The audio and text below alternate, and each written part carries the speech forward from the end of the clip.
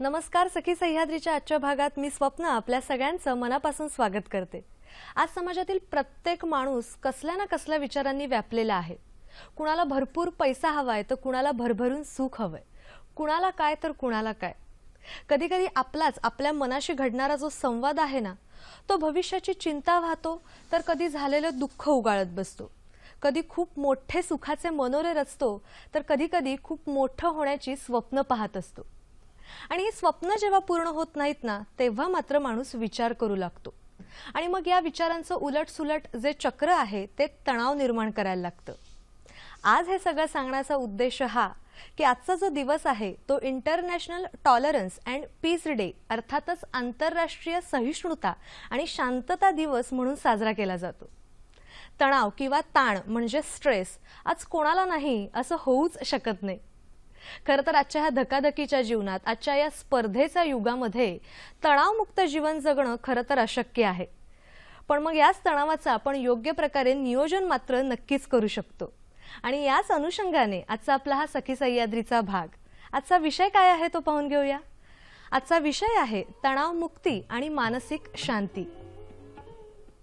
आणि या संदर्भात मार्गदर्शन करण्यासाठी आपण आमंत्रित केलेला आहे ज्यांचा अभिनय तुम्ही अनेक चित्रपटांमधून पाहिलेला असेलच, अशा अभिनेत्री स्मिता जयकर यांना। मॅडम नमस्कार। नमस्कार। सखी सह्याद्री कार्यक्रमात अतिशय मनापासून स्वागत आहे। खरं तर चित्रपट क्षेत्रामधला त्यांचा अभिनय किंवा चित्रपट क्षेत्रातली त्यांची उंची आपण सगळ्यांनी पाहिलेली आहेच, पण या संदर्भात म्हणजे आजचा जो आपला विषय आहे तणाव नियोजन आणि मानसिक शांती, या संदर्भात मॅडमची एक वेगळी ओळख आहे, ती म्हणजे तणाव नियोजनाचा संबंध आणि अध्यात्माचा संबंध अतिशय छान प्रकारे मनाशी होतो। आणि मग याच अध्यात्माच्या माध्यमातून तणाव नियोजनाचं काम गेली 30 वर्ष मॅडम करत आहेत। त्यामुळे एकंदरीतच तणाव नियोजन कसं करायचं हे आपण मॅडमकडून जाणून घेणारच आहोत। या व्यतिरिक्त आजच्या आपल्या दुसऱ्या पाहुण्या आहेत, गेली 35 वर्ष मनशक्ती केंद्राच्या जीवनदानी साधक आणि मनशक्ती संपादिका, याशिवाय मनशक्ती केंद्राच्या संशोधन विभाग प्रमुख प्रज्ञा केळकर मॅडम। मॅडम नमस्कार। तुमचंही सखी सह्याद्री कार्यक्रमात अतिशय मनापासून स्वागत आहे। खरं तर तणाव म्हणजे स्ट्रेस, जसं मी म्हटलं तसं आज कोणाला नाही असं होऊच शकत नाही। त्यामुळे एकंदरीतच तणाव नियोजन कसं करायचं या अनुषंगाने आजचा आपला भाग आहे आणि तुमचा सुद्धा सहभाग तितकाच महत्त्वाचा आहे। त्यासाठी दूरध्वनी क्रमांक काय आहेत ते पाहून घेऊया।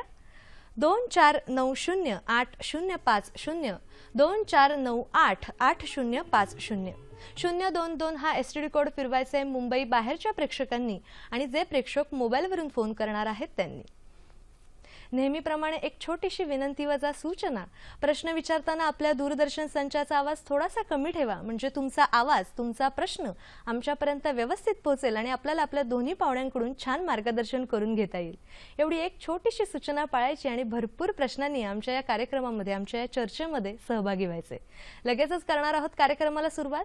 विषय आहे तणाव नियोजन आणि मानसिक शांती। मार्गदर्शन करतायत स्मिता जयकर आणि प्रज्ञा केळकर मॅडम। पुन्हा एकदा दोघींचं मी या कार्यक्रमामध्ये स्वागत करते। खरं तर स्मिताजी, मला पहिल्यांदाच तुम्हाला हा प्रश्न विचारायचा की अभिनय क्षेत्रामधली तुमची एक अभिनयाची उंची आम्ही सगळ्यांनी पाहिलेली आहेच, पण या क्षेत्रामध्ये एवढं छान नाव कमावलेलं असताना सुद्धा तुम्हाला या क्षेत्राकडे कसं काय वळावंसं वाटलं? स्वप्ना, खरं तर मी ह्या क्षेत्राकडे वळले नाही। बरं। म्हणजे माझा प्रवास, फिल्म प्रवास आणि माझा अध्यात्माचा प्रवास एकाच वर्षी सुरू झाला। बरं। तेव्हा म्हणजे ह्या क्षेत्रात आहे म्हणून मी वळले असं नाहीये, आणि असं पण नाहीये की फक्त ह्या क्षेत्रातल्या माणसांनी ह्यात यायला पाहिजे। एक्झॅक्टली, नक्कीच यायला पाहिजे, पण फक्त सीमित अध्यात्म पूर्ण विश्वासाठी आणि सगळ्या प्रत्येक माणसासाठी आहे।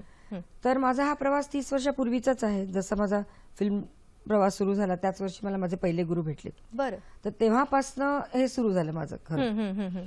पण अर्थात आता गेले 10-12 वर्ष, 15 वर्ष मी म्हणजे ओपन मध्ये आले। म्हणजे आता सांगते, माझे फेसबुक पेज आहे जेणेकरून खूप लोक माझ्याशी कॉन्टॅक्ट ठेवतात, माझी वेबसाईट आहे, माझे क्लासेस असतात रेग्युलरली चक्राच्या विषयांवर, सप्तचक्र जे आपल्या शरीरात एनर्जी सेंटर्स आहेत त्याचं। तर आता ते सोशल मीडिया एवढा मोठा झालाय, त्यामुळे मी म्हटलं की चला सोशल मीडिया थ्रू आपण काहीतरी समाजाला देणं लागतो, तेव्हा ते रिटर्न करण्यासाठी हे मी सगळं सुरू केलं ऍक्च्युली. वा वा वा, खरंच ही भावना आज प्रत्येकाकडे असतेच असं नाही की आपण ज्या समाजात जगतोय त्या समाजाचं आपण काहीतरी देणं लागतं आणि त्या उद्देशाने तुमचा हा प्रवास आहे, तुमच्याकडून ते जाणून घ्यायचंच आहे. या व्यतिरिक्त आजचा हा जो दिवस आहे तो आपण international tolerance and peace day म्हणून साजरा करतोय, अर्थात आंतरराष्ट्रीय सहिष्णुता आणि शांतता दिवस.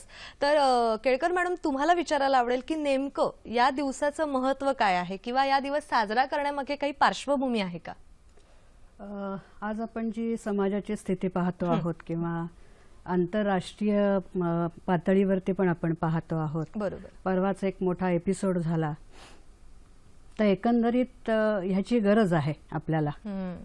सहिष्णुता असणं थोडीशी कमी झाल्यासारखे वाटते आहे, ती वाढणं, ती असणं आवश्यक आहे. आणि ही असहिष्णुता का आलेली आहे हेही बघायला हवं आपण. अगदी. सहिष्णुतेची गरज आहे आज आपल्याला, नीड आहे आपल्याला. इथे थोडासा एक भाग मला सांगायचा आहे की हे आंतरराष्ट्रीय पातळीवर केलं जात आहे. खरं तर हे व्यक्तीपासून सुरुवात व्हायला पाहिजे, पण व्यक्तीला लिमिटेशन्स येतात. एका व्यक्तीने काम करायचं तर त्याला मर्यादा येते. जेव्हा आपण ते सामुदायिकरित्या करतो ना, तेव्हा त्याच्यामध्ये शक्ती प्रचंड प्रमाणात निर्माण होते. तेव्हा असे दिवस कायम घेतले जावेत, केले जावेत, पण व्यक्तीपर्यंत ते पोहोचलं पाहिजे आणि त्याच्याकडनं देखील व्यक्तिमत्वाच्या पातळीवर एफर्ट व्हायला पाहिजे. ते महत्व आहे याचं. आणि इथे तो संस्काराचा भाग खूप महत्वाचा येतो. बरं. कारण आपला ताण कमी करायचा असेल तर मुळात ताण म्हणजे काय हे कळलं पाहिजे. अगदी. माझ्या मनाविरुद्ध काही झालं की माझा ताण वाढतो, म्हणजे पुढे तुमचा हा येईलच भाग, पण मुळात संस्काराची गरज जास्त आहे असं मला वाटतं ह्याच्यामध्ये. म्हणजे जसं तुम्ही म्हणालात की सामाजिक पातळीवर प्रयत्न करण्यासाठी प्रत्येक व्यक्तीने मनाची ठरवलं पाहिजे की नाही बाबा मला हे कार्य करायचंय, जेणेकरून पुढे एक सामूहिक पातळीवर ते काम होऊ शकतं, नाही का? तणाव, आपण आता तुम्ही म्हटलात की मुळात तणाव म्हणजे काय हे कळणं फार गरजेचं आहे. आज स्पर्धा आहे आणि स्पर्धेत टिकण्यासाठी पुन्हा प्रत्येकाची स्पर्धा चाललेली आहे आणि त्यामुळे मला हे नाही मिळालं तर बाबा मला ताण आला किंवा टेन्शन आलं असं आपण म्हणतो. तर अगदी सोप्या भाषेत तुम्ही काय सांगाल की तणाव म्हणजे काय? माझे जे गुरुजी आहेत त्याचं श्री दादाश्रीजी, तर त्यांनी आम्हाला एकदा फार छान त्याची व्याख्या दिली होती. तणाव, स्ट्रेस. येस. तर हा स्ट्रेस हा नेगेटिव्ह शब्द आहे खरा, पण ऍक्च्युली बघितलं तर हा शब्द नेगेटिव्ह नाही आहे.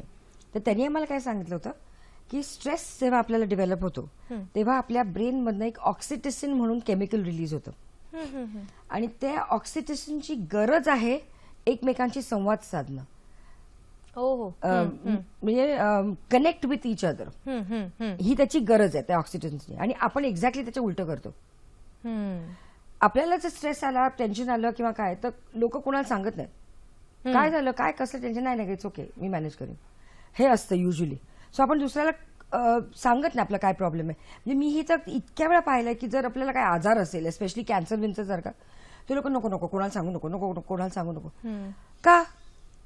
मग आपणच आपलं टेन्शन डेव्हलप करायचं, आपल्या घरच्या माणसांनी आपलं टेन्शन डेव्हलप करायचं. तर ऑक्सिटोसिनची डिमांड आहे टू कनेक्ट. आणि ते आपण न केल्यामुळे आपल्याला तो स्ट्रेस जाणवतो. तर कसलंही तुम्हाला टेन्शन असेल, तुम्ही 4 माणसांबरोबर शेअर केलं की मला हा प्रॉब्लेम आहे थोडासा, कॅन यू हेल्प मी, तुम्हाला 15 लोक भेटतील किंवा 15 सजेशन मिळतील ज्याच्याकडनं तुम्ही हा प्रॉब्लेम तुमचा सॉल्व्ह करू शकता. Where is the stress? So त्याच्या तुम्ही अगेन्स्ट गेलात तर मग तुम्हाला स्ट्रेस हा क्रिएट होतो. आणि मग त्याच्यावर आता स्ट्रेस मॅनेजमेंट ना, अमकन तमकन, तर एवढा मोठा तो शब्द केला स्ट्रेस. बापरे, पूर्वी नाही ते ऐकलं आम्ही ते स्ट्रेस वगैरे. आम्ही शाळेत कॉलेजेसमध्ये असताना आमचे आई वडील नाही म्हणाले की आम्हाला स्ट्रेस आहे खूप म्हणून. हे आत्ताचाच हा शब्द आहे. अगदी. मग तुमचे टाइम मॅनेजमेंट आणि स्ट्रेस मॅनेजमेंट, मग हे सगळे तुमचे वर्कशॉप सुरू होतात. बरोबर. पण जर त्याचं एक्झॅक्टली मूळ कारण काय आहे हे जर आपल्याला कळलं तर you don't have stress. So stress actually is a positive word. It leads to oneness. आपण सगळ्यांबरोबर एक संवाद साधू शकतो. खूप छान सांगितलं तुम्ही. म्हणजे एक वैज्ञानिक दृष्टिकोन सुद्धा दिलेला आहे की मेंदूमधून जे ऑक्सिटोसिन नावाचं द्रव्य किंवा संप्रेरक स्त्रोत, त्याचा एक संबंध असतो तणावाशी, जेणेकरून आपण समजा जर समोरच्या व्यक्तीशी संवाद साधला तर नेमकं आपलं तणाव कमी करू शकतो काही अंशी. नाही का? खूप छान सांगितलं. आता मला तेच विचारायचंय की नेमकं आपण म्हणतो की मला तणाव झालाय किंवा मला स्ट्रेस आलाय, नेमकी तणाव निर्मितीची कारण काय असू शकतात? मॅडमने एक छोटंसं सांगितलेलं आहेच, पण तुम्ही काय सांगाल? पहिल्यांदा मी ताणाची व्याख्या सांगते. आधी अगदी, छानच अगदी. सांगितली व्याख्या म्हणण्यापेक्षा ताण म्हणजे नेमकं काय. हम्म. तर अगदी सोपी सरळ एका वाक्यातली व्याख्या सांगायची तर आपण प्रत्येकजण सुखासाठी धडपडतो आहोत. अगदी. मला अनेक गोष्टी त्याच्यामध्ये असतात. म्हणजे स्वामीजी म्हणायचे की मला एक इच्छा निर्माण झाली, ती पूर्ण होते न होते तेव्हा त्याला आणखीन फांद्या फुटलेल्या असतात. अनेक इच्छा निर्माण होतात आणि ही सुखाची धडपड करताना जेव्हा अडथळे निर्माण होतात तेव्हा ताण येतो. करेक्ट. सुख मिळवण्यासाठी मला धडपड करताना जर काही ऑब्स्टॅकल्स आले तर माझा ताण वाढतो. ही ताणाची व्याख्या. आणि मग त्याचा शरीरावरती परिणाम होतो. अगदी. त्यामुळे ताण निर्मितीची जी काही कारणं आहेत ना ती बरीच आहेत. की ताण निर्मितीचं कारण म्हणजे माझा दृष्टिकोन, परसेप्शन माझं जे असतं ना ते चांगलं असायला लागतं. प्रत्येक जण वेगवेगळ्या पद्धतीने परसिव्ह करतं. जसं परवाच माझ्याकडे टेस्टला एक जण आले होते तर त्यांना मी विचारलं, त्यांच्या आम्ही टेस्ट घेतो, त्यांची पर्सनॅलिटी डिफाईन करतो. आमच्या त्या युनिक आहेत टेस्ट. म्हणजे आम्ही डायरेक्ट काउन्सिलिंग करत नाही. आधी आम्ही तुमचे निष्कर्ष काढतो तुमच्या व्यक्तिमत्वाबद्दलचे. आणि ते सांगताना त्यांचं जे व्यक्तिमत्व आलेलं होतं त्याच्यात मी त्यांना म्हटलं की काय तुम्हाला इथे कुठेतरी एन्झायटी दिसते आहे तर काय आहे. तर म्हटलं बाकीचे काही नवऱ्याचा ताण आहे का, याचा ताण आहे का, आर्थिक काही ताण आहे का. तर नाही, सगळं व्यवस्थित आहे. मुलाचा ताण आहे, तो अभ्यास करत नाही.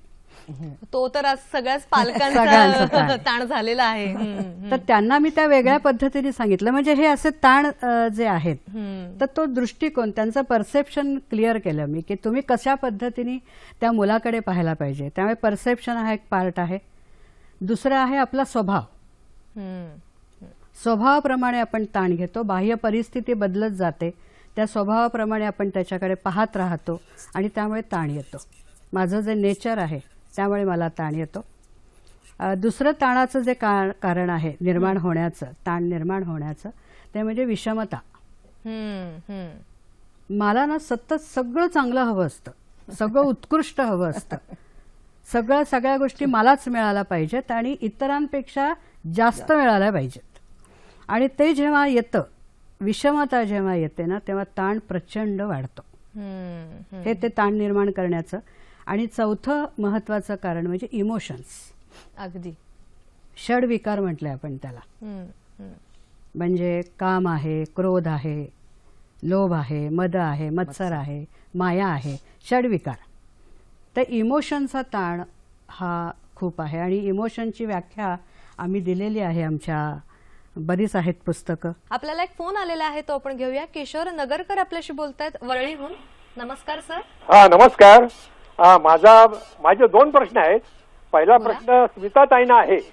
एक म्हणजे मी स्मिताताईंना सांगू इच्छितो की त्यांच्या अभिनयाचा, त्यांच्या व्यक्तिमत्वाचा मी एक छोटासा फॅन आहे.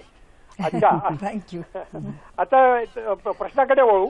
तर माझा प्रश्न स्मिताताईंना असा आहे की अध्यात्म म्हणजे काय. हा शब्द इतका आरामात वापरला जातो सगळ्यांच्याकडनं, आणि मला वाटत नाही कोणाला सांग पडताय की अध्यात्म म्हणजे प्रिसाइजली काय असतं.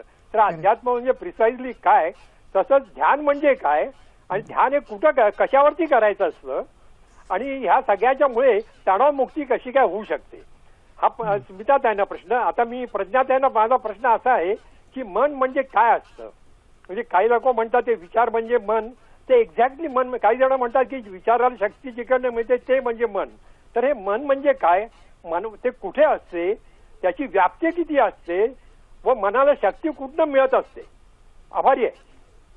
धन्यवाद. खूप छान वेगळ्या पद्धतीचा त्यांनी चांगला प्रश्न प्रश्न. विचारलेला आहे. छान, अगदी छान. म्हणजे अगदी ह्यांची अध्यात्म प्रवृत्ती असायलाच हवी, त्याशिवाय हे असे प्रश्न येत नाहीत. अगदी. त्यांचा तोच प्रश्न होता की हो, अध्यात्म अध्यात्म म्हणजे नेमकं काय. हो, खरं ऍक्च्युली अलीकडच्या जीवनात आपण बघतो प्रत्येक जण म्हणतो I am incline toward spirituality.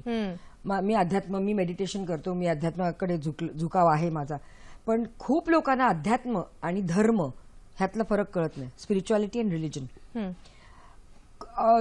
खूप जणांची अशीही कल्पना आहे की आपण एवढं देवाचं करतो, जप करतो रोज, आणि अमकं तमकं काय काय करतो, देवळात जातो, उपास करतो, हे ते, मग आम्हाला त्याची प्रचिती काय येत नाही किंवा ते फळ आम्हाला त्याचं मिळत का नाही. पण रिलिजन आणि अध्यात्म ह्या खूप कम्प्लिटली दोन वेगळ्या गोष्टी आहेत. माझ्या मते अध्यात्म, पुन्हा दादाश्रीजी आमचे गुरुजी हे म्हणतात, त्यांची व्याख्या आहे की spirituality is simpler than the word simple. ओ इतकं सहज आहे ते कुणी तुमच्या रोजच्या आचरणात, आता आपण बसतो ते देखील स्पिरिच्युअलच आहे. तर असं स्पिरिच्युअलिटी असं काहीतरी वेगळं कुठून तरी दुसरीकडनं आलंय आणि त्याच्यासाठी आपण काहीतरी प्रयास करायला पाहिजे असं अजिबात नाहीये. पुन्हा स्पिरिच्युअलिटी असं आहे की ते जगातल्या प्रत्येक माणसाला तो लॉ ऍप्लिकेबल झाला पाहिजे, नाहीतर तो धर्म बनतो. म्हणजे हिंदू धर्मात अमकं करायचं तमकं करायचं नाही, ख्रिश्चन धर्मात तमकं करायचं अमकं करायचं नाही, मुस्लिम धर्मात अमकं तमकं, पारसी धर्मात, हे जे धार्मिक लेवलवर ज्या काही डिव्हिजन्स आहेत त्या कुणालाही नसल्या पाहिजेत, तर ते अध्यात्म. आता एक सिम्पल एक्झाम्पल छोटंसं, आता मानसिक पाळी जेव्हा असते तेव्हा ख्रिश्चन्स त्यांना काही त्याची बाधा नाहीये, ते केव्हाही जाऊ शकतात त्यांच्या चर्चमध्ये. मग आपल्यालाही बाधा त्यांनाही बाधा नाही हे मला पटत नाही. बरोबर. सर्व समान असायला पाहिजे. ते देखील माणसंच आहेत, आपण देखील माणसंच आहेत. त्यांचाही ईश्वर आहे, आपला देखील परमेश्वर आहे. The same thing it is it, right? मग त्यांचा ईश्वर किंवा येशू ख्रिस्त असं सांगतात का आणि आपले देव ईश्वर असं सांगतात का? हे चुकीचं आहे, हे मला नाही पटत. तर अध्यात्म असं आहे की ते तुम्ही लॉजिकली प्रत्येक माणसाला ते अप्लाय झालं पाहिजे, तर ते अध्यात्म. मग नाहीतर मॅनमेड असतं ना, religion is man-made, fear based असतं. तुम्ही असं करा नाही तर तुमचं तसं वाईट होईल, देवाचा कोप होईल, आमच्या. तर देवाचा कोप झाला तर मग आपण वळायचं कुठे हो? देव कसा कोप करेल? बरोबर. ह्या गोष्टी मला पटत नाहीत. तर माझ्या मते हे अध्यात्म आहे. आपण जसं घेऊ तसं, म्हणजे नाही का? एक्झॅक्टली. आणि त्याच्या अर्थात माझा युट्यूबवर त्याचं आहे व्हिडिओ, स्पिरिच्युअलिटी वर्सेस रिलिजन. ते तुम्ही जरूर पहा, म्हणजे तुम्हाला आणखीन क्लॅरिटी येईल ह्याच्या बाबतीत. किशोरजी, त्यांचा दुसरा प्रश्न हा होता की ध्यान नेमकं कशासाठी करावं आणि कशावर करावं आणि त्याने तणावमुक्ती होऊ शकते का? डेफिनेटली होऊ शकते. मेडिटेशननी खूपच तणावमुक्ती होऊ शकते. पण पुन्हा हे एक फॅड झालंय, मी मेडिटेशन रोज करते. एक्झॅक्टली. तर ती फॅशन नसून तुम्हाला जे बरं वाटतं, ज्याने खूप शांतता वाटते ते तुम्ही करावं. मग आमका योग करतो म्हणून मी योग करावं, आमका हे ध्यान करतो म्हणून मी करावं, हे नाही. माझ्या मते जर मेडिटेशन तुम्हाला करायचं असेल तर दिवसातला कुठची वेळ, मेडिटेशन अर्थात बेस्ट वेळ इज इन द मॉर्निंग, सकाळी. पण दिवसभरात केव्हाही तुम्ही नुसत्या तुमच्या श्वासाकडे लक्ष ठेवलं ना, बस, दॅट इज ऑल्सो इनफ. ते तुम्हाला खूप शांतता तुम्हाला त्यांनी वाटते. आणि प्रेयर म्हणजे प्रार्थना जी आपण म्हणतो, तुमचं सतत तुमच्या ईश्वराशी जे तुमच्या आतमध्ये आहेत, तुमचं सतत 24/7 ते कनेक्शन तुमचं तुटायला नाही पाहिजे. According to me that is meditation. मग त्याच्यासाठी स्पेशल वेळ काढा, सकाळी 3 वाजता उठा, ब्रह्ममुहूर्तात, असं वाकडं तिकडे उभं राहा, हे असलं. त्याच्यात जर त्यांनी तुम्हाला फायदा होत असेल, तर मनशांती वाटत असेल, कंटिन्यू. पण नसेल वाटत, जर त्यांनी ट्रान्सफॉर्मेशन होत नसेल, तुमच्यात बदल होत नसेल आंतरिकदृष्ट्या, तर मग there is no need to do it. म्हणजे जसं की आपण जसं करू, आपल्या स्वतःसाठी जितका वेळ देऊ तितकं महत्वाचं आहे. मी म्हणेन की आपल्यामध्ये ट्रान्सफॉर्मेशन झालं पाहिजे. चेंज म्हणजे कपडे बदलणं, घर बदलणं, गाडी बदलणं, पण ट्रान्सफॉर्मेशन ह्याला एक्झॅक्टली मराठी शब्द मला माहिती नाही. आंतरिक दृष्ट्या बदल झालेला पाहिजे आपल्या, म्हणजे जेणेकरून आपण पूर्ववत त्या पूर्वीच्या परिस्थितीत येणार नाही. इट इज इरिव्हर्सिबल आणि परमनंट. म्हणजे जसं एखादं छोटं मूल जेव्हा मोठं होतं तर ते परत छोटं होऊ नाही शकत. That is transformation. म्हणजे तो बदल तुमच्या आतमध्ये जर होत असेल तर you are on the right track. बरोबर. खूप छान सांगितलं. त्यांचा दुसरा प्रश्न तुम्हाला होता की मन म्हणजे नेमकं काय आहे, आणि त्याची व्याप्ती खूप मोठी असते. सगळेच जण म्हणतात की मला मनाला दुःख झालं किंवा मन माझं असं म्हणतंय वगैरे, पण नेमकं मन म्हणजे काय आहे? अगदी सोप्या भाषेत सांगायचं तर मन म्हणजे अजड, जे मॅटर नाही ते, माइंड, नॉन मॅटर ज्याला आपण म्हणू. आणि सायंटिफिक व्याख्या द्यायची तर ती स्वामी विज्ञानानंदांनी केलेली आहे की जे प्रकाश वेगा पलीकडे जातं ते म्हणजे मन. वा. कारण प्रकाशाच्या अलीकडे जे असतं ते जड आहे, प्रकाश वेगा पलीकडे जातं ते मन असतं. म्हणजे कसं असतं की एक परवा मला एकाने विनोद सांगितला मनाच्या दृष्टिकोनातनं, की एका छोट्या मुलाला विचारलं की दिल्ली लांब आहे का चंद्र लांब आहे, तर त्यांनी सांगितलं दिल्ली लांब आहे. तर का? कारण चंद्र दिसतो ना, तो जवळ आहे. आता ह्याचा रेफरन्स मी इथे का दिला, तर मला जेव्हा दिल्लीला जायचं असतं तेव्हा मला शरीराने जायचं असेल तर वेळ लागतो, पण मी मनाने मात्र लगेच पोहोचते दिल्लीला. त्यामुळे मनाचा वेग जो आहे तो प्रकाश वेगापेक्षा जास्त आहे तर प्रकाश वेगा पलीकडे जातं ते मन. ही त्याची व्याख्या आहे. आता मनाची व्याप्ती काय, तर मुळात आपण मनामुळेच चाललंय सगळं. आपलं जे काही आहे सुख दुःख हे शरीराला नाही आहे, जडाला इनर्शिया आहे. शरीरावरती परिणाम होत असतो तो मनाचा आहे. बरोबर. मनाला जागा नाही, ते जागा व्यापत नाही. It occupies no space. Correct. आता समजा माझा दात दुखतोय तर माझं मन दातात जातं. बरोबर. आता समजा माझी गाडी बाहेर उभी आहे आणि मला कानावरती न्यूज आली की बाहेर मोठी दंगल चालू आहे, तर माझं मन त्या गाडीकडे जातं. तर म्हणजे मनाला जागा नाहीये. पण सायंटिफिक दृष्ट्या मन हे मेंदूकडनं काम करून घेतं. मेंदूला स्वतःचा मेंदू नाहीये. मेंदू इज गव्हर्न बाय माइंड आणि mind is govern by nature's law. तर ते मेंदूकडनं काम करून घेत असल्यामुळे लिंबिक कॉर्टेक्समध्ये त्याची जागा फिक्स केली शास्त्रज्ञांनी की तिथे मन आहे. तर ती आहे ती. एक फोन आलेला आहे तो आपण घेऊया. कीर्तिकुमार वर्तक आपल्याशी बोलतायत वसईहून. नमस्कार सर. नमस्कार. साधारणपणे पुण्याची वैशाल व्याख्यानमाला ही साधारणपणे 70च्या दशकामध्ये कार्यरत होती. तर अशा रीतीने बऱ्याचशा अशा व्याख्यानमाला जर आयोजित केल्या गेल्या समाजामध्ये तर आपलं कितपत असं तणाव मुक्ती होऊ शकेल. आणि दुसरा प्रश्न असा आहे की विद्यार्थ्यांना जे येते तणाव जो येतो विद्यार्थ्यांना, त्याच्यामध्ये आपल्या शिक्षण पद्धतीमध्ये काही बदल करणं आवश्यक आहे का, हे असे माझे 2 प्रश्न आहेत. थँक्यू. धन्यवाद. तणाव मुक्तीसाठी जसं तुम्ही म्हणालात की आपल्यासाठी आपल्यामध्ये जो बदल झाला तर आपण तणाव फ्री होऊ शकतो किंवा तणाव मुक्त झालो काही अंशी असं म्हणू शकतो. आणि मग त्यासाठी ज्या वेगवेगळ्या व्याख्यानमाला पूर्वी व्हायच्या तशा आता व्याख्यानमाला केल्या समजा आपण किंवा वेगवेगळी व्याख्यानं ठेवली तर कुठेतरी तणावमुक्ती होऊ शकते का? अर्थात कसं आहे की व्याख्यान ठेवण्यापेक्षा अभ्यास वर्ग आपण जर त्याला म्हटलं, डिटेल स्टडी केला, कारण व्याख्यानाला लिमिटेशन्स येतात. ते वक्ता बोलतो आहे, तुम्ही ऐकता आहात, थोडंसं इंटरॅक्शन झालं, त्याला बेसिक अभ्यासाची जोड दिली गेली, त्याच्यातनं त्यांचे काही प्रश्न असतील त्याची उत्तरं दिली गेली आणि ते त्यांनी घरी जाऊन फॉलो केलं, वागले तसं, तर तणावमुक्ती नुसतं ऐकून तणावमुक्ती नाही होऊ शकणार. नुसतं ऐकून नाही होऊ शकणार. एक प्रोसेस मधलं जाणं फार आवश्यक आहे. आपण ऐकतो खूप, आपल्याला नॉलेज बरंच आहे, खूप लोकांना बरंच नॉलेज आहे, पण ते नॉलेज जर तुम्ही अप्लाय नाही केलं किंवा त्याची ऍप्लिकेशनची पद्धत काय ती जर तुम्ही स्वीकारली नाहीत किंवा ते उपयोगात आणलं नाही तर तुमच्यात बदल नाही होऊ शकत. ऐकणारे खूप आहेत, बोलणारे खूप आहेत. पण आता इथे मला तोच मुद्दा एक मुद्दा सांगायचा आहे की त्यामुळे मनशक्ती जी उभी केली स्वामी विज्ञानानंद यांनी, तर त्यांनी त्याचा बेस हा केला टू एज्युकेट द पीपल. म्हणजे त्याला समजून सांगायचं की हे काय आहे, कसं होतं, मी म्हणजे काय, माझं आयुष्य कुठल्या नियमाने बांधलेलं आहे, तो नियम काय कर्मसिद्धांताचा, तो मी प्रॅक्टिकली कसा जोडायचा आणि तो जोडून माझं आयुष्य अधिक सुखी समाधानी कसं करायचं आणि ते माझ्यापुरतं न ठेवता ते समाजापर्यंत कसं पोहोचवायचं, ह्याबद्दलचा जो काही अभ्यास आहे त्या दृष्टिकोनातनं जवळजवळ 45 वर्ग घेतो आपण तिथे. अभ्यास वर्ग आहेत आपल्याकडे. मग त्यात मुलांचा त्यांनी प्रश्न विचारला. आता आपल्याकडे वर्ग चालू आहे मनशक्ती प्रयोग केंद्रात, बुद्धिवर्धन म्हणून मुलांचा वर्ग चालू आहे आता, आणि त्यांच्या पालकांसाठी बालसमस्या म्हणून वर्ग चालू.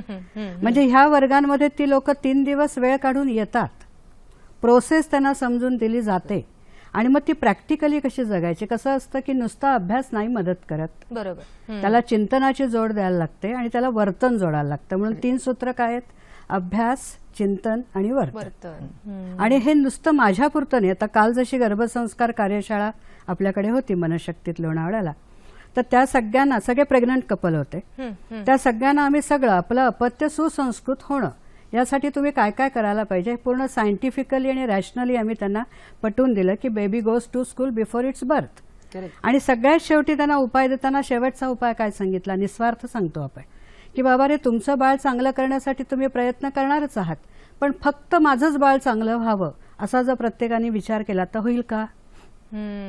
माझ्या बाळाचे सवंगडी पण चांगले व्हायला हवेत, तर त्यासाठी पण प्रयत्न व्हायला हवा.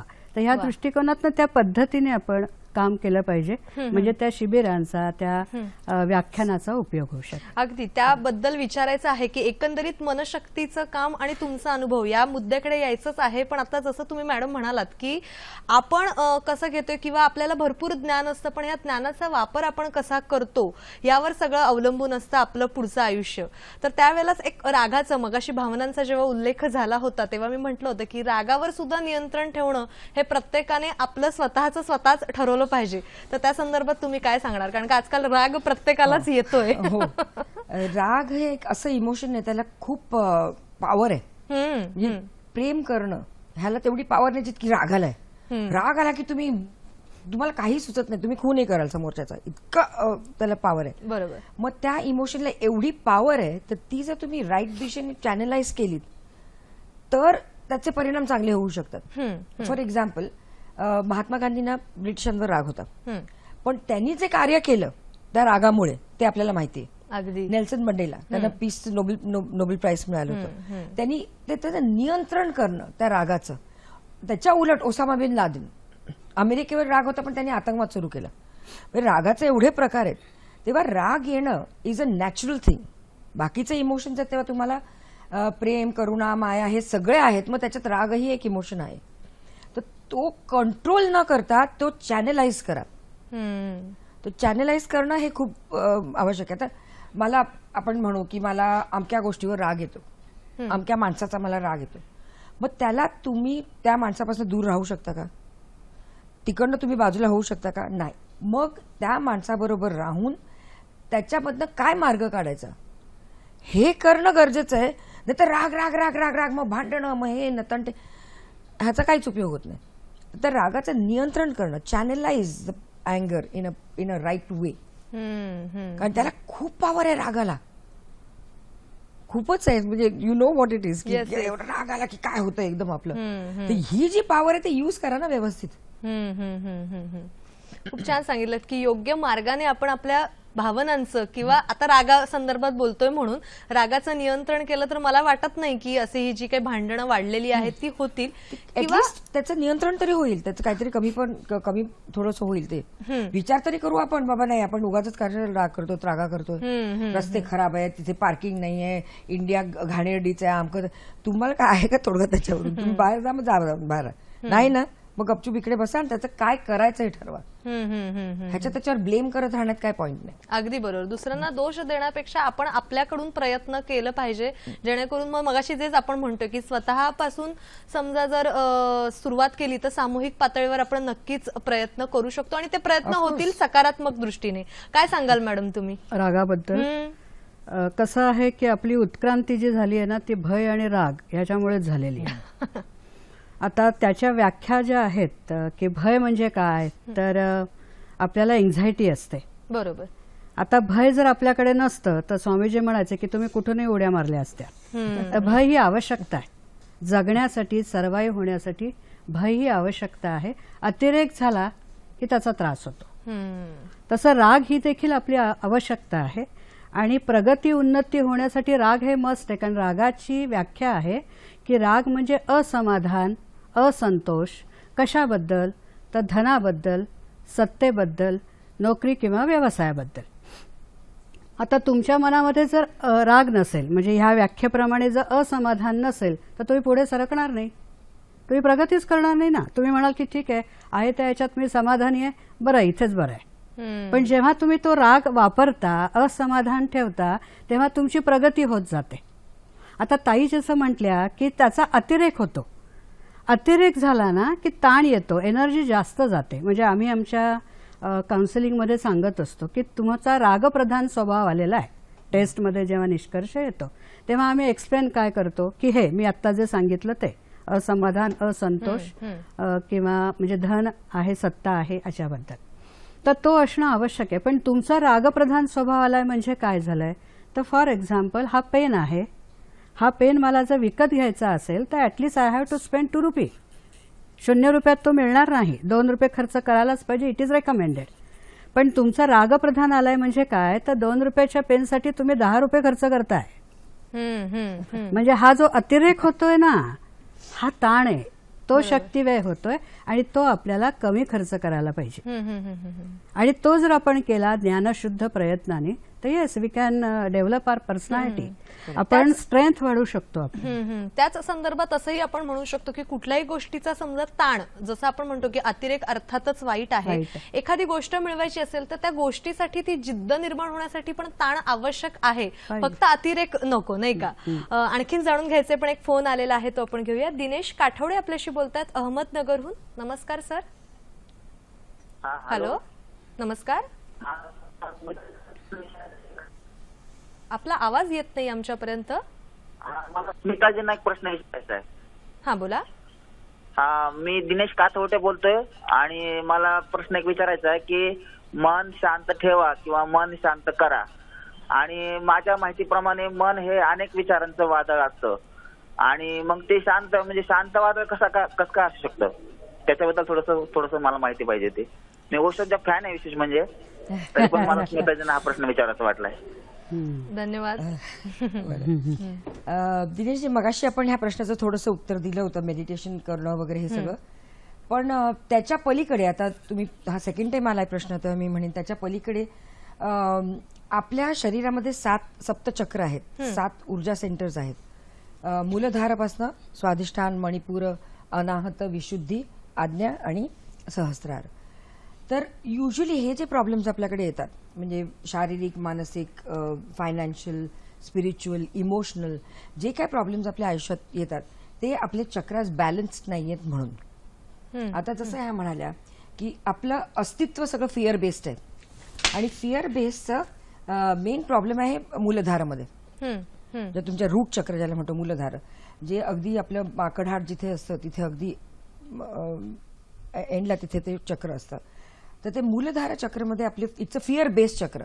जर ते करेक्ट झालं तर ह्या बाकीच्या सगळे प्रॉब्लेम तुमचे बऱ्याचशा अंशी कमी होतील, खूपच कमी होतील. तर मेडिटेशन कशावर करणं आणि कसं करणं हे देखील आपल्याला जाणून घेणं फार गरजेचं आहे. कारण हा करतो म्हणून मी करतो, तो करतो म्हणून मी करायचं, ह्याला काही अर्थ नाही.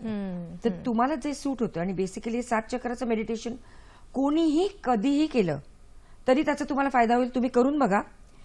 ते पण माझं युट्यूबवर आहे, चक्र मेडिटेशन. जर ते तुम्ही फॉलो केलं आणि तुम्ही 15 दिवसात तुम्हाला फरक जाणवेल त्याचा.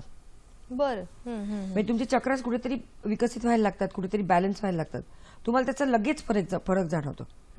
तर ते म्हणजे काही काही गोष्टी आपल्याला माहितीच नसतात. तर ह्या जर माहिती झाल्या आणि त्या अनुषंगाने आपण त्याच्यावर काहीतरी त्याचा उपयोग करून घेतला किंवा we make it a habit to do it, तर नक्की त्या गोष्टीचा परिणाम होतो. तर मनशांती अशी बाहेर विकत मिळत नाही. तेव्हा आपल्याला काहीतरी त्याच्यामधनं प्रयास करायला पाहिजे, काहीतरी कुठेतरी ओके ठीक आहे आपण हे करून बघूया, ह्यानी बरं वाटतंय का, ते करून बघूया त्यांनी बरं वाटतंय का.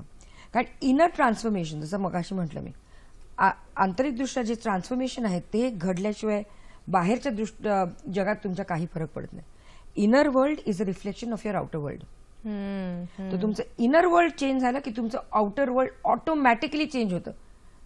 आपण बाहेरून आत येतो, आपण आतून बाहेर जायला हवं. आपण बाहेरच्या गोष्टी सगळ्या ऍडजस्ट करत असतो, ह्याला बदला त्याला बदला, हा बरा झाला तर मी हे करीन, माझा नवरा दारू प्यायचा सोडला तर मला टेन्शन येणार नाही, मुलगा अभ्यास करायला लागला तर टेन्शन येणार नाही. हे सगळे प्रॉब्लेम बाहेर नाही आहेत, हे तुमच्यामध्ये आहेत. हे जर तुम्ही जाणून घेतले तर तुम्ही स्वतःवर वर्क कराल ना, दुसऱ्यावर नाही वर्क करणार. मॅडम, तुम्ही आता खूप दोघीही जणी खूप छान सांगता आहेत की आपल्याला स्वतःला वेळ दिला पाहिजे, जेणेकरून आपण हे तणावमुक्ती नक्कीच काही अंशी साधू शकतो. कारण पूर्ण तणावमुक्त होणं शक्यच नाहीये, कदाचित शक्य होईल तितका संयम आपण पाळला तर तुम्ही तुमचा या क्षेत्रातला, तर तुम्ही गेली 30 वर्ष कार्य करत आहात, तर दोघींचाही मला अनुभव जाणून घ्यायचा आहे. लोकांपर्यंत तुम्ही कसे पोहोचता आणि मग कसा अनुभव आहे? मी आता गेली जवळजवळ ऑलमोस्ट 12-15 वर्ष चक्रासवर क्लासेस घेते. माझे वर्कशॉप्स असतात रेग्युलरली. आता त्याचं सगळ्याचं तुम्हाला कसं इंटिमेशन कळणार, तर माझं फेसबुक पेज आहे, जेणेकरून तुम्ही माझ्याशी संपर्क साधू शकता. माझी वेबसाईट आहे, तिथे माझे ईमेल ॲड्रेस आहे, माझे फोन नंबर्स आहेत, ते सगळं तुम्ही त्याच्या थ्रू माझ्याशी कॉन्टॅक्ट करू शकता. कारण आता सोशल मीडिया खूपच मोठा झालाय, तर त्या निमित्ताने म्हणजे त्या मार्गे मी लोकांपर्यंत पोहोचते. दुसरं एक मला असं वाटलं की आपण जर हे जे ज्ञान मला माझ्या गुरुजींनी सगळ्यांनी दिलं, ते ते जर आपण लिहिलं तर ते कायमस्वरूपी त्याचा उपयोग होऊ शकतो. त्यामुळे मी गेल्या वर्षी माझं एक बुक रिलीज केलं. बरं. सचिन तेंडुलकर त्याच्या रिलीजसाठी आले होते वा. आणि माझे गुरुजी स्वतःही आले होते. तर ते पुस्तक बिफोर टुमॉरो त्याचं नाव आहे. Before tomorrow. ओके. बिफोर टुमॉरोचा त्याची टॅगलाईन आहे टुमॉरो इज अ मिथ. तर बिफोर टुमॉरो तुम्ही हे सगळं सुरू करा. म्हणजे उद्याचा दिवस यायची वाट पाहू नका. आपण पाहू शकतोय हे आता, स्क्रीनवर. उद्याचा दिवस येण्याची वाट पाहू नका, आत्ता सुरू करा हे. So do it before tomorrow. तर त्याचा तो अर्थ. त्यामुळे मी ते त्याचं तसं नाव ठेवलं. त्या पुस्तकामध्ये देखील एक पूर्ण चॅप्टर आहे अबाउट चक्रास. दुसरा एक चॅप्टर आहे मगाशी मी म्हटलं तुमचं कनेक्शन तुमच्या डिवाइन बरोबर, तुमच्या ईश्वराबरोबर जे व्हायला हवं, तो एक चॅप्टर आहे. आणि बऱ्याच काही गोष्टी आहेत. तर ते पुस्तक तुम्ही जर वाचलं तर तुम्हाला त्याचा बराच फायदा होईल. म्हणजे अशा रीते मी लोकांशी कनेक्ट होते आणि त्यांच्यापर्यंत पोचते. सोशल मीडिया, पुस्तक, वेबसाईट, आणखीन काय असेल. सोशल मीडियाचा अशा पद्धतीने तुम्ही खूप छान वापर केलेला आहे. तर कसे आहेत लोकांचे अनुभव या सगळ्या बाबतीत किंवा लोकांच्या प्रतिक्रिया? म्हणजे आता बरेच जण जागृत झालेले आहेत असं म्हणायला काय हरकत नाहीये या तणाव नियोजनाच्या बाबतीत. तर कसा आहे एकंदरीत लोकांचा रिस्पॉन्स? खूपच चांगला आहे. म्हणजे क्लासेस पण खूपच छान चालले. सोशल पण ह्याच्यावर माझे ऑलमोस्ट 26,000 लाईक्स आहेत माझ्या पेजवर. तर त्याच्यावर मला प्रश्न उत्तरं असतात, मग मी त्यांची उत्तरं देते. एखादे कधी कधी फोन करतात लोक. फोनवर काय होतं, कधी जर मी आता अशी आहे तर फोन बंद आहे, किंवा हिलिंग सेशन मध्ये असेल तर माझा फोन बंद असतो. मग त्यांना सांगते मला प्लीज मेसेज पाठवा, मग मी तुम्हाला फोन करीन. तर फोन प्रत्येक वेळेस मला आन्सर करता येतोच असं नाही, पण फेसबुकवर वगैरे तर कधीही तुम्ही हे करू शकता, कॉन्टॅक्ट करू शकता माझ्यावर. पण मग अभिनयाचं क्षेत्र आणि हे एक क्षेत्र म्हणजे एवढ्या लोकांशी संवाद साधणं, तणाव नियोजन करणं म्हणजे खूप मोठी गोष्ट आहे. मग हे तुम्ही कसं काय छान समन्वय साधलेला आहे? स्वप्ना तुला सांगू, जर हे मी करू शकते तर कोणीही करू शकतो. आपण ह्याचं फार थोतांड करतो की मला नाही जमणार, मला वेळ नाही, आमकं नाही. That's all rubbish. तुम्हाला जर एखादी गोष्ट तुमच्यासाठी करायची असेल तर तुम्ही करता. मनापासून ते एक छान जिद्द पाहिजे करण्यासाठी. बॉडी बिल्डर नाही का, कुठेही काय गेले आमचे फिल्मी लोक, कुठेही गेले तरी कुठेतरी जाऊन जिम बघतील आणि ते त्यांचं वर्कआउट करून येतील. जर तुम्हाला ते मेंटेन करायचं असेल तुम्ही ते करता. आता हे तुमच्या स्वतःसाठीच आहे, तुम्हाला लोकांना दाखवण्यासाठी नाही. तुम्हाला जर बदल हवा असेल तर तुम्ही करा, नाहीतर मग हा असेच तणावग्रस्त आयुष्य तुमचं. तुमचा खूप छान अनुभव तुम्ही सांगितलेलाच आहे. तुमच्याकडून मला जाणून घ्यायचंय की एकंदरीतच मनशक्ती केंद्राचा तुम्ही मगाशी अभ्यास वर्गाबद्दल सांगितलेलं आहेच आणि त्या दृष्टिकोनातून प्रश्न सुद्धा होता आणि आजकाल विद्यार्थी काय सगळ्यांनाच छान ताण आहे. छान हा मुद्दाम शब्द मी वापरलेला आहे, कारण ताण म्हणजे कुठलीही गोष्ट म्हटली की ताण हा घेतोच आपण सगळेच जण. तर एकंदरीत तुमचं कार्य आणि तुमचा अनुभव. मनशक्तीमध्ये मी 1977 पासून अटॅच झालेली आहे. बरं. मनशक्ती केंद्र सगळ्यांना माहिती आहे, लोणावळ्याला आहे. प्रथमचिंतक त्याचे स्वामी विज्ञानानंद आहेत. आणि स्वामीजींनी तिथे धर्म, विज्ञान, तत्वज्ञान, व्यवहार याची सांगड घातलेली. म्हणजे आपल्या रोजच्या जीवनाला तत्वज्ञानाची जोड देऊन आपलं आयुष्य सुखी कसं करायचं, समाधानी कसं करायचं ते सांगितलं जातं.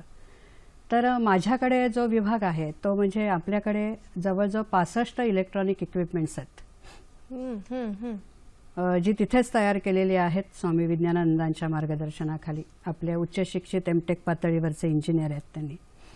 आणि ह्या यंत्रावरती आम्ही 3 पद्धतीने काम करतो. रिसर्च असतो आपला, अगदी जन्मपूर्वपासून लाईफ आफ्टर डेथ पर्यंतचा रिसर्च आहे. आणि मनशक्ती प्रयोग केंद्र म्हटलं जातं, त्यामुळे ते रिसर्च सेंटर आहे. आणि रिसर्च हा मनशक्तीचा श्वास आहे. म्हणजे प्रत्येक गोष्ट सांगताना ही अभ्यास आणि संशोधनाच्या माध्यमातून सांगितली जाते. अंधश्रद्धा, गूढवाद किंवा गुरु शिष्य नातं, व्यक्तिपूजा हा प्रकार नाहीये. पूर्णतः सायंटिफिक दिलं जातं.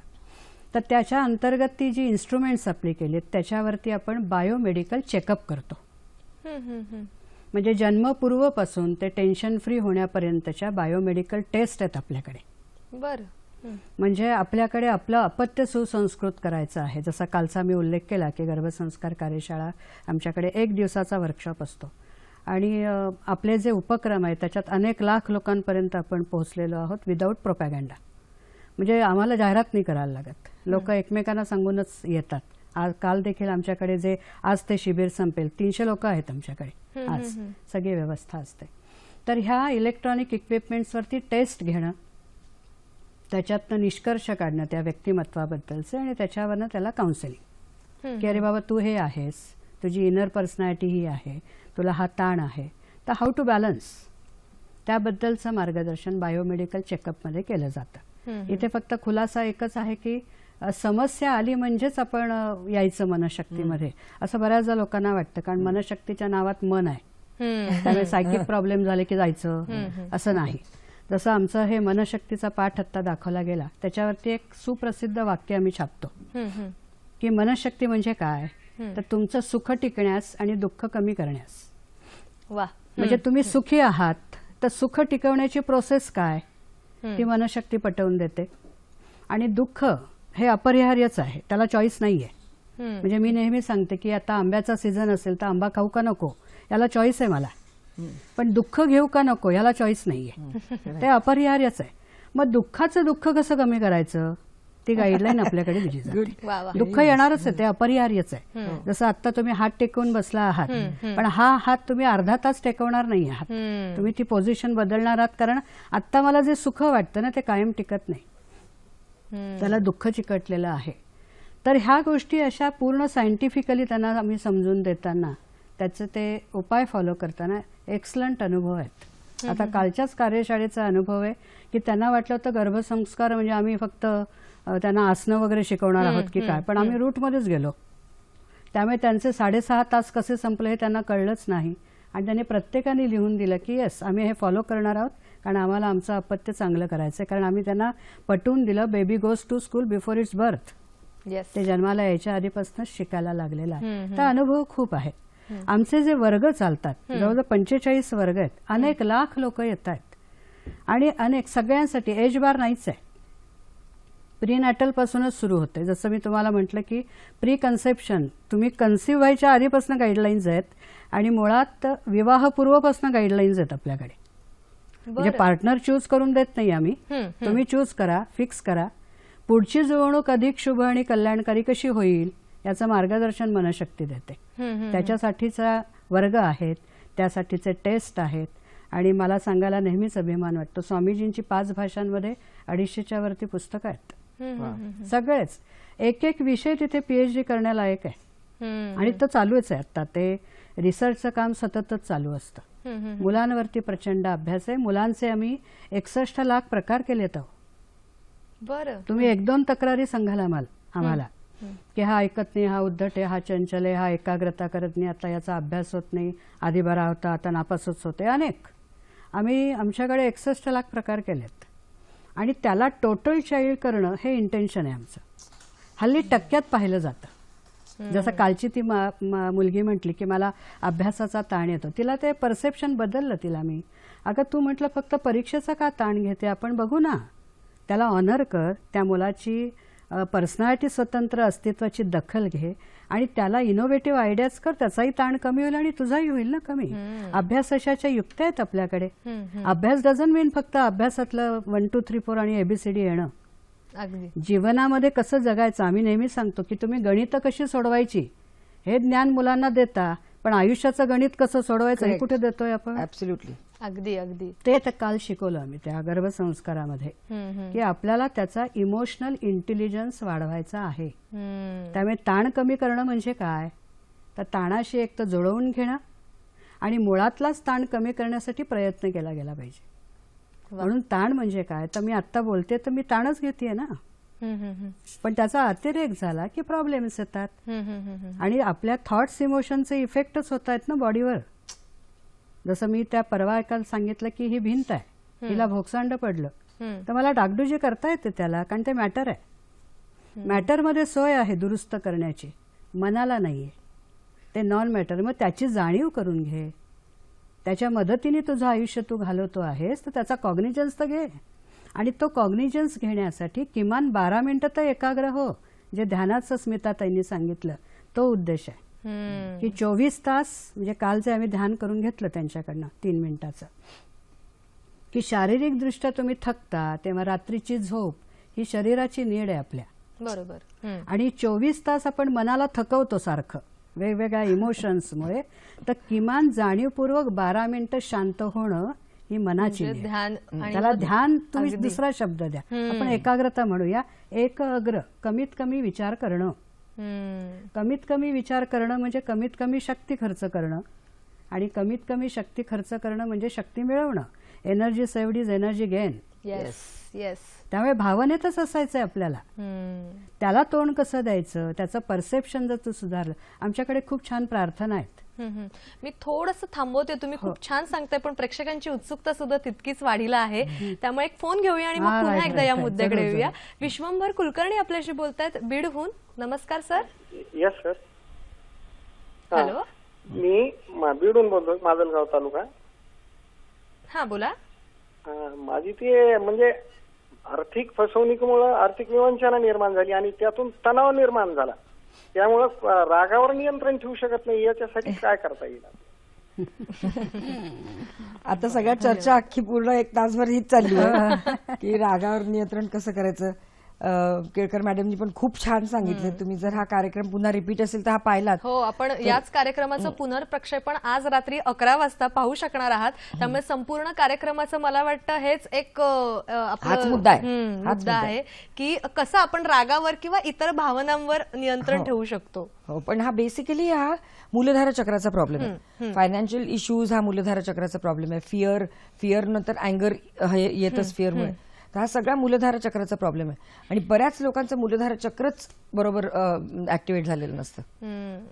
तर ते म्हणजे आता ते जर माझ्या क्लास आले किंवा माझं पुस्तक वाचलं किंवा माझे व्हिडिओज बघितले युट्यूबवर तर साधारण त्यांना आयडिया येईल काय करायचं त्याच्यात. तर तुम्ही ते जरूर बघा आणि चक्रध्यान करा. आणि ताईंनी सांगितलं त्याप्रमाणे देखील तुम्ही त्यांचं ते मेडिटेशन कसं करायचं मनावर हे देखील तुम्ही अप्लाय केलं तर नक्कीच तुमचे प्रॉब्लेम्स अगदी मी म्हणेन 100% नाही तर 80% तरी तुमचे प्रॉब्लेम सॉल्व्ह होतील. तुम्ही प्रार्थनेविषयी सांगत होता. तुम्ही फार छान अभ्यास वर्गांविषयी इतर तुमच्या अनुभवांविषयी सांगत आहातच, तर तुमच्या प्रार्थनेविषयी तुम्ही सांगत होतात. वेगवेगळ्या प्रार्थना आपण करत असतो. मनशक्ती पण सांगत असते. तर तुम्ही जेव्हा मला ते टॉलरन्स डे बद्दल सांगितलं तेव्हा माझ्या मनामध्ये एक ती आम्ही रोज संध्याकाळी 6:55 एक प्रार्थना करत असतो. ती विश्वकल्याणाची प्रार्थना आहे की विश्वकल्याण मेरा मंत्र है, आत्मपरीक्षण मेरा तंत्र है, बाहर मेरा कोई दुश्मन नहीं, अंदर कुछ शत्रु जरूर सही, दिन दिन मेरा ज्ञान कर्म बढ़ेगा तो एक दिन सब जग मेरा ही बनेगा, विज्ञान श्रद्धा मेरा चर्म है, कृतज्ञता मेरा धर्म है, परनिंदा मेरा वर्म है, शांती समता मेरा धर्म है. आणि ह्या सगळ्या गोष्टी प्रॅक्टिकली जर आपण जोडल्या, या जोडणं कठीण नाहीये, तर एक्सलंट रिझल्ट आपल्याला येतात. म्हणजे प्रार्थनेचे शब्द हे नुसते उच्चारण्यासाठी नसून प्रॅक्टिकली जगण्यासाठी आहेत. म्हणजे प्रार्थनेला स्वामीजींनी व्याख्या केली की मी केलेल्या निश्चयाचं पुनरुच्चारण करणं म्हणजे प्रार्थना. कारण प्रार्थना आपल्याला का करावी लागते, कारण मनाची प्रॉपर्टी ही विसरण्याची आहे. ते झटकन विसरतं. मग तू परत परत ते म्हटलं तर तुला लक्षात राहील ना की मी कसं वागायचंय. मी वागणं असं केलं आणि ते वागलं, वर्तनाला जोडलं, तर माझं लाईफ अधिक बॅलन्स होऊ शकतं. तर ही एक अत्यंत महत्त्वाची प्रार्थना. आणि जसं स्मिताताईंनी सांगितलं तसं आत्मचिंतन की तुम्ही आत बघत नाही आहात. लाईफमधले प्रॉब्लेम्स का निर्माण होतात, कारण माणूस परचिंतन जास्त करतो की त्याला तो स्वतःला ना खूप परफेक्ट समजतो. मी म्हणजे काय एकदम एक्सलंट, या जगातलं सगळं चांगलं पण जे असेल ना ते सगळं माझ्यातच ओतलेलं आहे. आणि समोरचा जो आहे ना तो कायम चुकलेला आहे. तो तसा आणि मला त्रास झाला. दुसऱ्यांना दोष देण्याची वृत्ती आपल्याकडे, जन्मसिद्ध अधिकार आहे आपला. अगदी. तर आत्मचिंतन प्रार्थनेमध्ये ते दिलेलं आहे की मी माझ्या आंतरिक शक्तीला स्मरून माझं स्वतःचं खरं कल्याण करण्याचा निश्चय करणार आहे. माझं व्यक्तिमत्व आजवर मी जशी वागले तसं बनलेलं आहे. अगदी. माझ्या यापुढल्या प्रेरणा मी चांगल्या राखण्याचा निश्चय करीत आहे. मला आलेल्या वाईट अनुभवाबद्दल मी इतरांना दोष देण्याऐवजी आत्मचिंतन करीन. खोटे समाधान घेण्यापेक्षा धैर्याने आणि सद्बुद्धीने काम करीन. आणि हे मी ज्या प्रमाणात प्रॅक्टिकली जोडेन त्या प्रमाणात मला शांती म्हणजे आणि सुख थोडक्यात मिळेल. काय तर आजकाल स्पर्धेचं जग आहे असं आपण जेव्हा म्हणतो तेव्हा सगळ्यांनाच तणाव आहे, पण आत्मपरीक्षण करणं, आत्मचिंतन करणं आणि त्या दृष्टीने आपलं वर्तन करणं हे खूप महत्वाचं आहे. जे नॉलेज आज मिळाले ते अप्लाय करा. अगदी अगदी नुसतं आज नॉलेज मिळालं, ज्ञान मिळालं, फार छान दोघी जणी बोलल्या, हे करून सोडून देऊ नका असं वागणं मला अभिप्रेत आहे. हो. आणि छान. म्हणजे आजच्या आपल्या चर्चेतनं आपण हेच साध्य करू शकतो की आत्मपरीक्षण करून त्या दृष्टिकोनातून चिंतन करून आपलं वर्तन ठेवा. अगदी तणावमुक्ती 100% नाही तर निदान काही अंशी आपण तणाव नियोजन मात्र नक्कीच करू शकतो. खरं तर खूप छान कार्यक्रम चाललेला आहे, पण घड्याळ खुणावतंय त्यामुळे आपल्याला इथे थांबावं लागतंय. तुम्हाला आमचा कार्यक्रम कसा वाटला हे आमच्यापर्यंत जरूर पोहोचवा. त्यासाठी आमचा ईमेल आयडी आहे sakhisahyadri@gmail.com.